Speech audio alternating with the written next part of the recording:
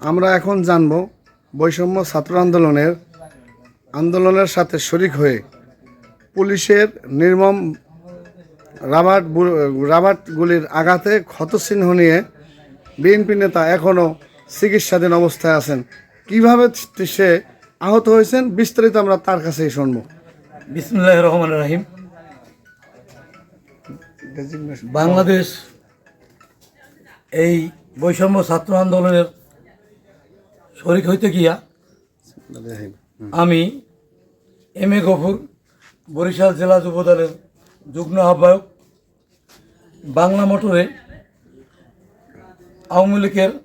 আওয়ামী পুলিশের গুলিতে, রাবার বুলের গুলিতে আহত হই। আজ পর্যন্ত আমি চিকিৎসা অবস্থায় আছি। আমার ক্ষত এখনো ভালো হয় নাই। তাই আমরা এই আন্দোলনের মাধ্যমে যে এই ফ্যাসিস্ট সরকার, এই দানব সরকারকে আমরা বিদায় দিতে পারছি, এই জন্য আমরা আল্লাহর কাছে হাজার লক্ষ কোটি শুকর আদায় করতেছি। আলহামদুলিল্লাহ। তো চিহ্নটা দেখান।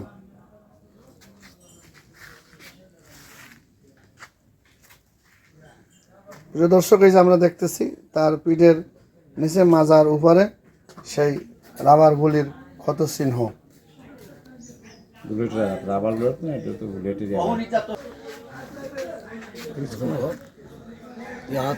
আসলে আমি গফুর, বরিশাল জেলা বিএনপির যুবদলের উত্তর জেলা বিএনপির যুগ্ম আহ্বায়ক। আমার এই একান্ত ঘনিষ্ঠ এবং সহযোদ্ধা। আমি দুজনেই ছিলাম একই সাথে। তার এই বুলেটের আঘাত দেখে যখন সে আঘাতপ্রাপ্ত হয়, আমিও ভাবছিলাম কখন আমার কাছে আমার বুকে বা আমার পিঠে একটা বুলেট এসে পড়ে। তারপর সে আমাদের ভয়ভীতি কোনো কাজ করে নাই। আমি তার নিয়ে তাৎক্ষণিকভাবে একটা প্রাথমিক চিকিৎসা দিই। পরবর্তীতে আমরা বাসায় নিয়ে তাদের ট্রিটমেন্ট করি। ভাবি নাই যে আসলে আমাদের এই স্বাধীনতা অল্প সময়তে আসবে। পালিয়ে এই চিকিৎসা করতে হয়েছে। আমারও পাওয়া মচকে গেছিলো, বিভিন্ন জায়গায় ব্যথা এবং আঘাতপ্রাপ্ত হয়েছি। আল্লাহর কাছে শুকরিয়া, আল্লাহর কাছে অনেক শুকরিয়া জ্ঞাপন করছি যে বাংলাদেশে আমরা এই দীর্ঘ 17 বছর আন্দোলন করছি, কিন্তু সেই আন্দোলনের মধ্য দিয়া কিঞ্চিত পরিমাণ এই সরকারের প্রতিফলন ঘটাতে পারেনি বিদায়ের। কিন্তু আমাদের সন্তানেরা, ছোট ছোট ছেলে মেয়েরা এই বিজয়ের আন্দোলন করতে গিয়া, ওই স্বৈরাচারকে প্রতিহত করতে গিয়া তারা সীমিত সময়ের ভিতর দিয়ে বাংলাদেশকে একটা স্বাধীনতা, বর্তমানে আমি বলবো নতুন প্রজন্মের স্বাধীনতা, এই স্বাধীনতা তারা এনে দিয়েছে। তাদের প্রতি কৃতজ্ঞতা, তাদের প্রতি আমাদের শ্রদ্ধা, ভালোবাসা এবং তাদের ঋণ এই জাতি এবং আমরা কখনোই ভুলতে পারবো না। তাদের প্রতি সম্মান, সালাম।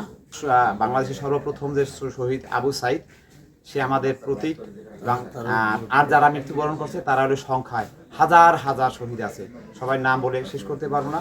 এই শহীদের আত্মার রুহের মাগফিরাত কামনা করছি। সে পানি বিতরণ করতে গিয়া আমাদের আজকে আমার চোখে পানি চলে আসে যে পানি বিতরণ করতে গিয়া যদি এদেশে তাজা একটা প্রাণ ঝরে যায়, তাহলে আমরা কোন পরিবেশে ছিলাম।